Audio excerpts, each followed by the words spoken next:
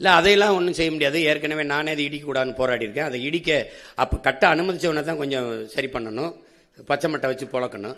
நீ அன்னைக்கு ஆக்கிரமிப்புன்னு 60 வருஷம் 60 ஆண்டுகளாக வாழ்ற மக்களை இன்னைக்கு ஆக்கிரமிப்புன்னு சொல்றவன் யாரு? ஆக்கிரமிக்கும் போது என்ன பண்ண? நீ முதல்ல ஒரு செங்கலை போய் நட்டான்ல, அவனுக்கு மின் இணைப்பு, வீடு கட்ட உரிமை, எரிகாற்று இணைப்பு, நீர் இணைப்புலாம் கொடுத்தது யாரு? அந்த தெருக்கல்ல பாதை போட்டு கொடுத்த ஐயா பேர் யாரு? அவன்கிட்ட வீட்டு வரி வசூலிச்சவன் யாரு? அப்ப இவ்வளவு காலம் வாழ விட்டு இப்பதான் ஆக்கிரமிப்பு உனக்கு இது பண்ணுதா? இப்ப இது ஆக்கிரமிப்புனா அந்த கடற்கரையில 4 கல்லறை இருக்குல்ல, அது ஆக்கிரமிப்பு இல்ல, அது கடற்கரை ஆக்கிரமிப்பு இல்லையா? அதை எப்ப இடிக்கிறது? யார் இடிக்கிறது? கடற்கரை தானே. உனக்கு எப்படி கல்லறையாச்சு?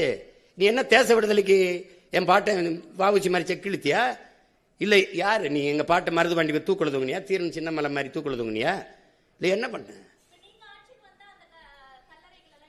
அது நான் இடிக்க மாட்டேன், அதுவா இடி.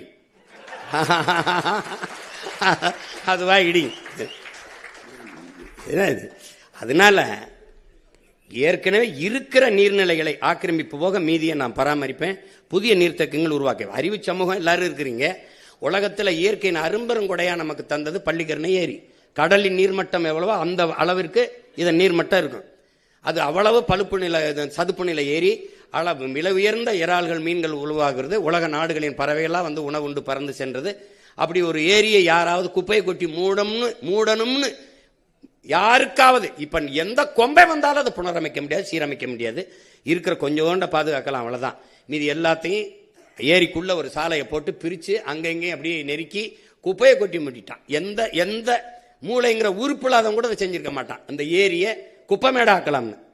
நீ குப்பையை கொட்டு, வேற ஒரு பொது இடத்துல கூட கொண்டு கொட்டு வை, ஏரிக்குள்ள கொட்டலாம்னு யாராவது சிந்திப்பானா?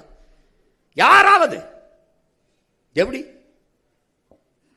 கால கொடுமை இதெல்லாம் நினைச்சு பார்த்தாலே நெஞ்சு வெடிக்கும். அதை விட்டுருவோம், வேற ஏதாவது கேளுங்க.